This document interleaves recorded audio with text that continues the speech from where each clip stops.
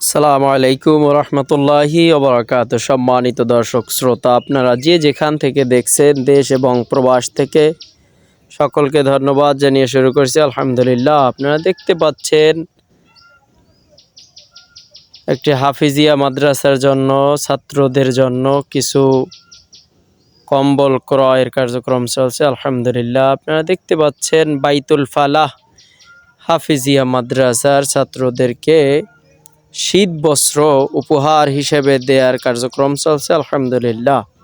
আপনারা দেখতে পাচ্ছেন সম্মানিত দর্শক শ্রোতা, এটা হচ্ছে তেঁতুলবাড়িয়া বাজার সংলগ্ন 14 নং বারৈখালী ইউনিয়নের 8 নম্বর ওয়ার্ডে অবস্থিত মোরেলগঞ্জ বাগেরহাট।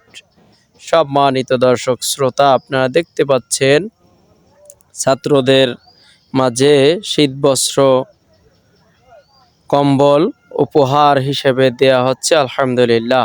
আপনারা বেশি বেশি করে দোয়া করবেন যাতে করে আল্লাহর অশেষ মেহেরবানিতে ভাবে খেদমত করতে পারি ইনশাআল্লাহ।